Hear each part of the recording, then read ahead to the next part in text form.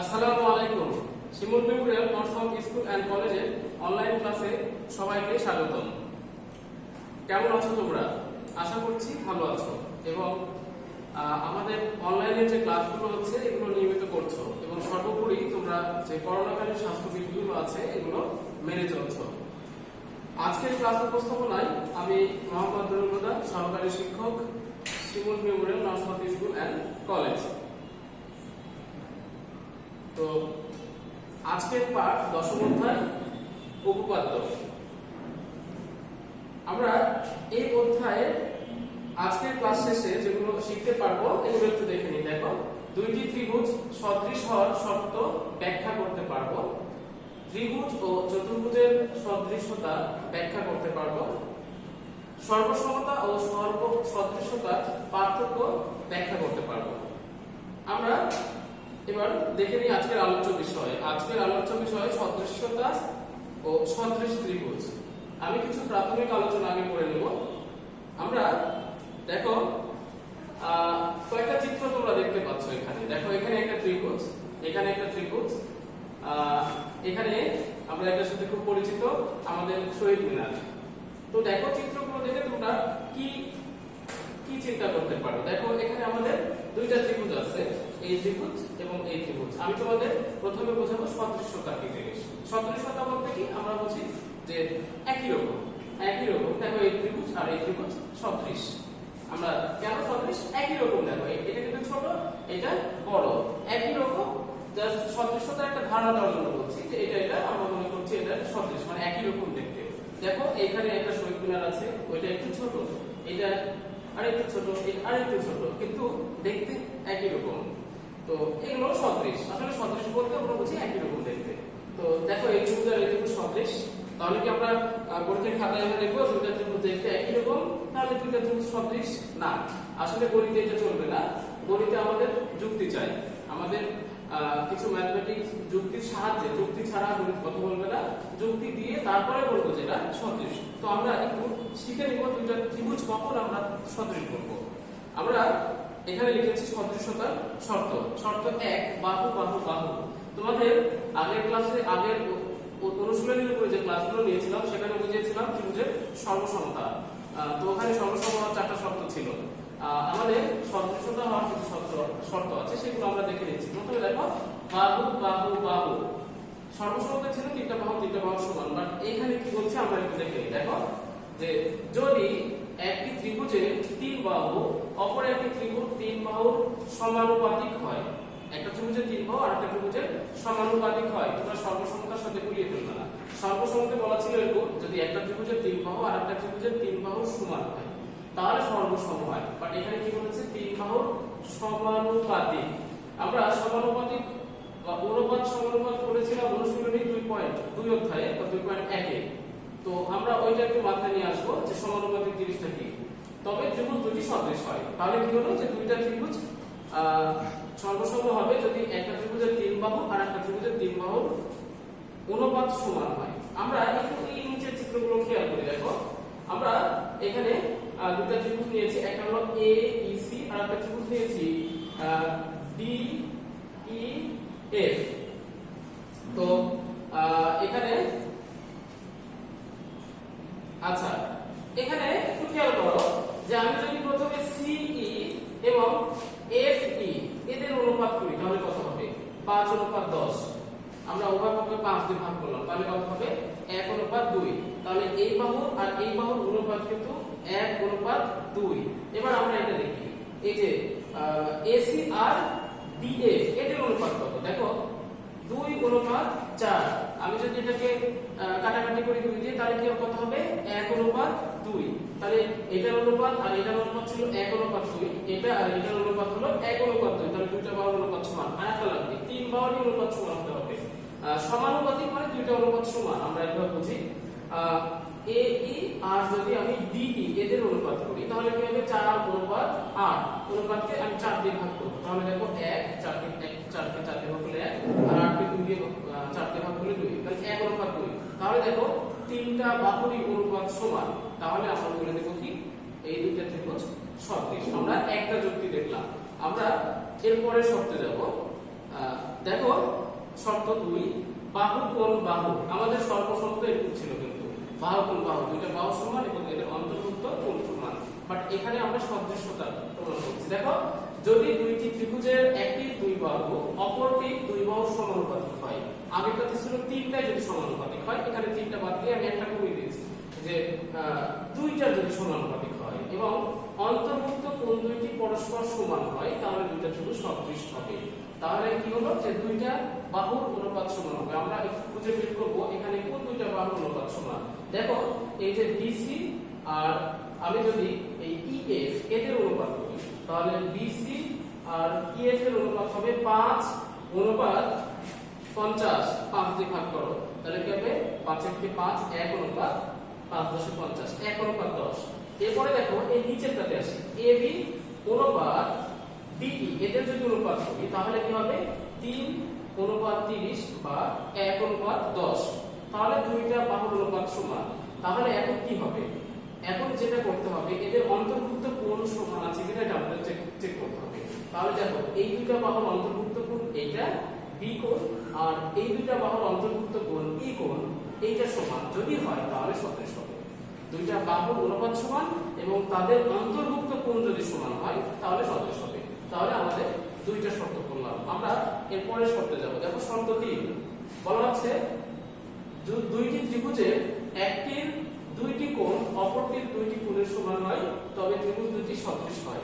এটা সবথেকে সহজ শর্ত, দুইটা কোণ যদি সমান হয় তাহলে সদৃশ হবে এবং এটা সবথেকে বেশি ব্যবহার করা হবে। যখন উপরের ক্লাসে যাবে তখন দেখবে যে এটা খুবই ব্যবহার হচ্ছে এবং সুতরাং এটা ভোলা যাবে না। এখানে কি বলা হচ্ছে দুইটা কোণ সমান, আর একটা কোণ কি আমরা এটা চেক করব। দেখো যদি আমি বলি এই কোণ B কোণটা B কোণের সমান আর একটা কোণ লাগবে, আমি যে কোনো একটা কোণ বললাম যে C কোণ আর A কোণ সমান, আমি বলে দিলাম সমান, তাহলে তোমরা সদৃশ বলতে পারবে। বা এখানে চিত্রে লেখা থাকলো যে সমান, আমরা এখানে কিছুই বলিনি, জাস্ট এই কোণ আর এই কোণ সমান এখানে বোঝা যাচ্ছে।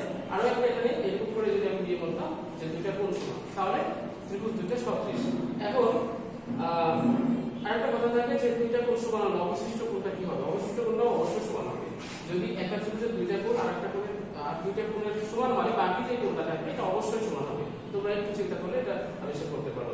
তাহলে কি হলো যে সদৃশতা 3 নম্বর শর্ত গেল কোণ কোণ, এটা মনে রাখবে দুইটা কোণ সমান হলে সদৃশ হয়। আচ্ছা এরপরে দেখো অতিভুজ এবং বাহু।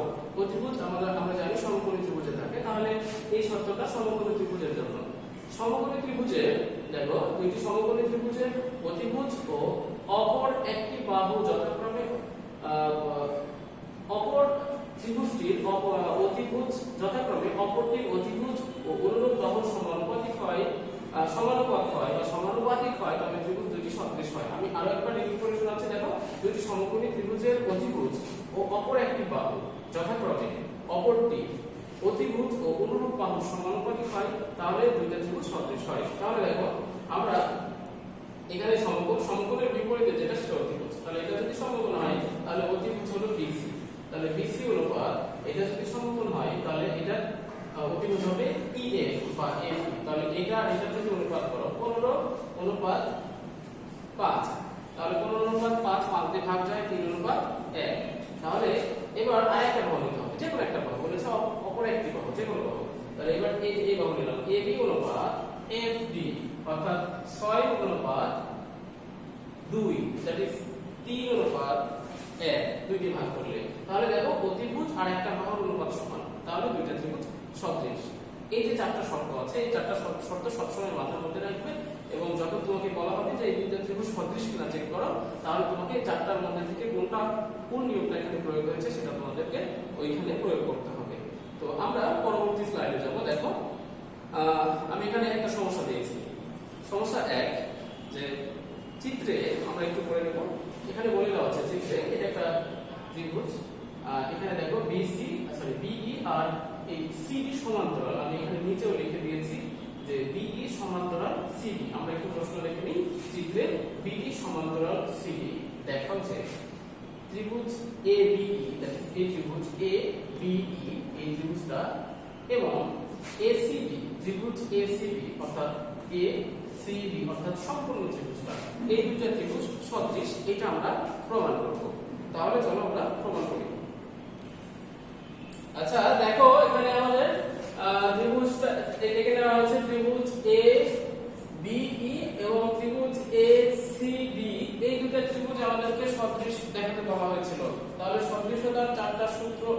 শর্ত আমাদের মাথার মধ্যে আছে। আমি শুরু করলাম। এবার দেখো এখানে চিত্রে বলা ছিল যে বিই সমান্তরাল সিডি। দেখাতে হবে যে বা প্রমাণ করতে হবে যে ত্রিভুজ এবিই ও ত্রিভুজ এসিডি সদৃশ। তাহলে আমরা প্রমাণটা শুরু করলাম। দেখো এখানে বিই সমান্তরাল সিডি, এটা আর এটা সমান্তরাল, এই চিহ্ন দিয়ে আমরা এখানে বুঝতে পারছি যে এটা সমান্তরাল বা প্রশ্ন বলা ছিল। তাহলে বিই সমান্তরাল সিডি এবং এবি তাদের ছেদক। আমি এটা এরকম করে যদি আমি আঁকি, দেখো এটা মনে করো বি, এটা বি আর এটা হলো ই আর আরেকটা ছিল কত, এটা সি আর এটা ডি, এইভাবে এটা ছেদ করে গেছে। তাহলে আমরা জানি যদি দুইটা সমান্তরাল রেখাকে আরেকটা রেখা ছেদ করে তাহলে ছেদকের একই পাশে উৎপন্ন কোণগুলো অনুরূপ কোণ। তাহলে এই কোণ আর এই কোণ সমান। আমি এটা লিখেছি, দেখো এই কোণ আর এই কোণ সমান।